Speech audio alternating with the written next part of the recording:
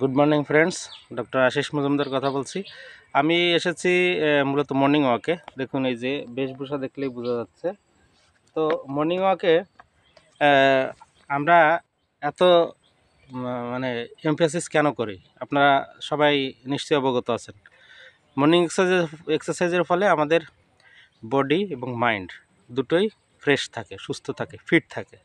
এই জন্য আমরা প্রতিদিন মর্নিং ওয়াকে আসি। গতকাল আমি আসতে পারিনি, বৃষ্টি হয়েছিল ভোরবেলা।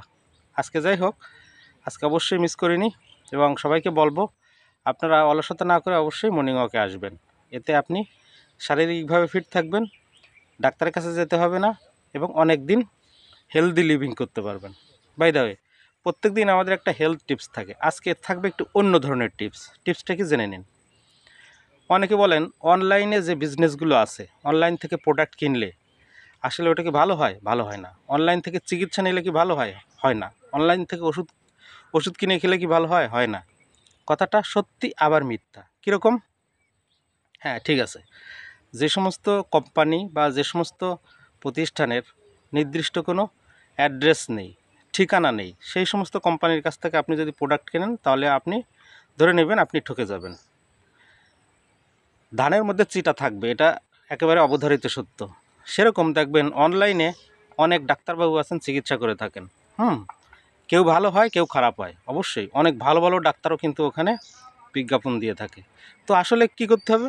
মূলত আপনাকে যাচাই বাছাই করে নিতে হবে কোনটা ভালো এবং কোনটা খারাপ।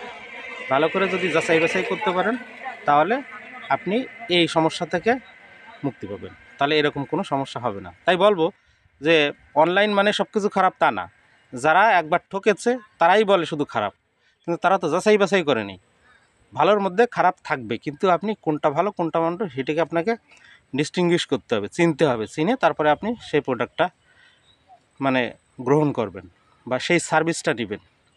ডাক্তার হিসেবে শুধু এটাই বলবো যে সবাইকে এক কাতারে একভাবে কখনো মাপবেন না। সবসময় যাচাই বাছাই এই জিনিসটা মাথায় রেখে আপনি সামনে এগোবেন। তো সবাই ভালো থাকুন, সুস্থ থাকুন। আজকের মধ্যে বিদায় নিচ্ছি। শুভ সকাল।